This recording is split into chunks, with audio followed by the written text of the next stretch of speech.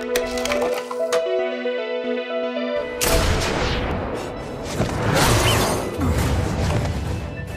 Universe, jumpa lagi di channel yang akan selalu merekomendasikan film-film terbaik sepanjang masa. Dimana lagi kalau bukan Movie Man Universal. Kali ini kami akan menjelaskan alur cerita serta merekomendasikan film garapan Netflix yang menurut kami sangat keren dan oke banget guys. Diceritakan seorang master sersan tentara yang memiliki kemampuan luar biasa dan skill yang di atas rata-rata. Dia ditugaskan untuk mengungkap gembong narkotik kelas kakap di negara Kolombia. Tugas yang awalnya hanya mengungkap seorang bandar, kemudian menjadi duel sniper yang sangat sengit. Antara si penjahat dan tentara ini memiliki spesialisasi yang berbeda. Yang satu merupakan sniper dengan skill terbaik, sementara yang satunya lagi adalah sniper dengan peralatan terbaik, yang pastinya bikin geleng-geleng kepala jika kita memahaminya. Kami juga nggak yakin ada teknologi senjata yang secanggih ini, atau mungkin beberapa tahun ke depan bisa saja terwujud, yang pasti kita sama-sama tidak tahu. Oke guys, seperti apakah cerita lengkapnya? Bersama saya admin tampan generasi ke-11, Ricardo Dos Santos de la Vega. Katakanlah dalam hati perlahan-lahan dengan hikmat.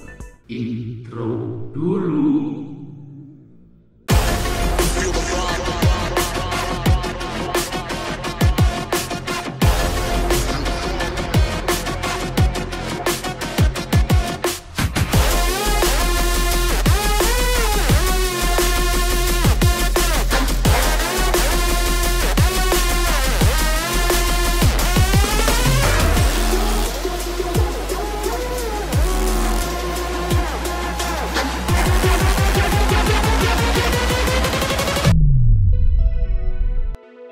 Sebelum film benar-benar dimulai, diperlihatkan gembong narkotik yang sedang dikawal pasukannya. Saat hendak melangsungkan aktivitas bersama kekasihnya,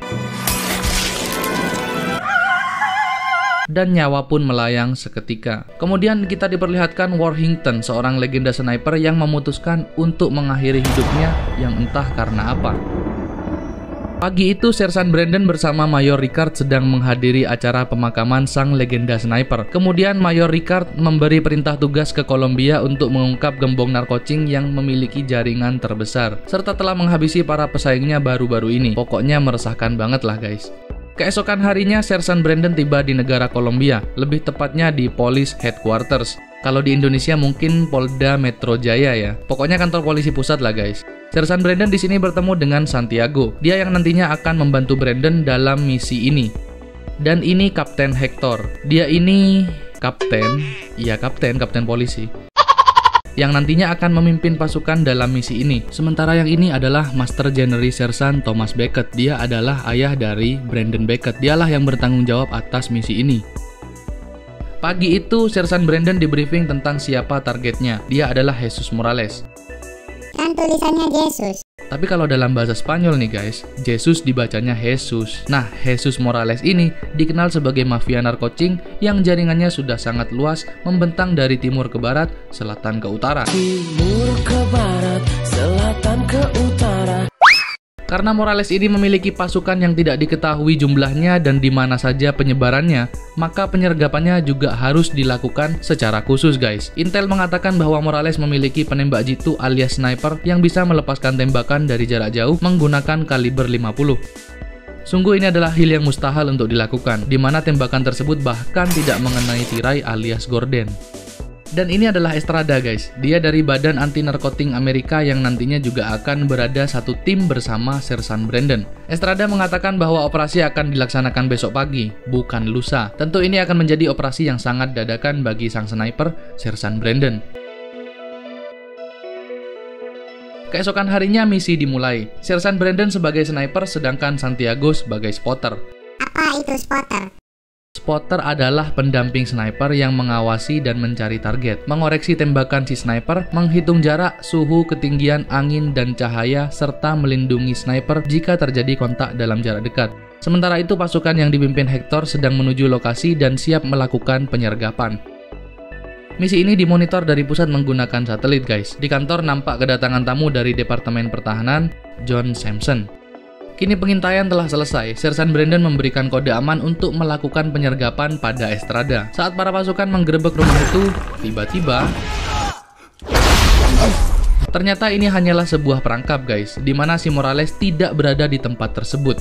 Dari kejauhan, ada seorang penembak jitu yang sedang mengintai Estrada. Dia mencoba memancing Estrada ke tempat terbuka dengan cara melukai Kapten Hector.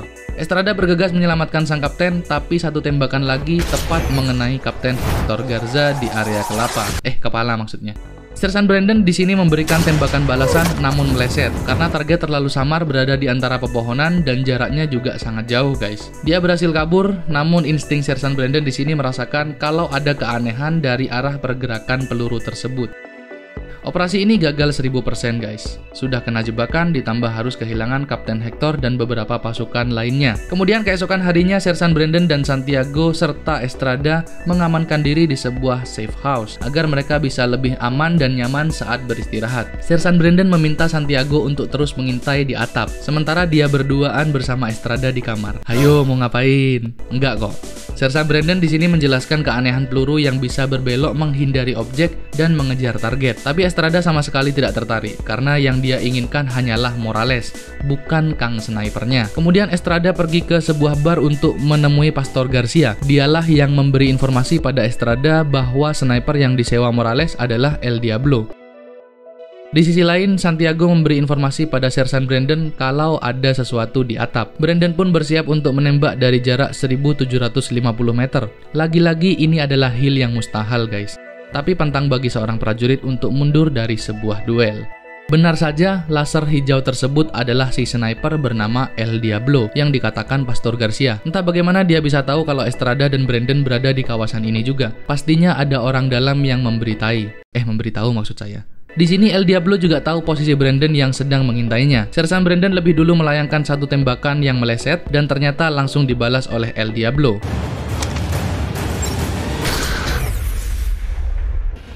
Eits, meleset juga dong.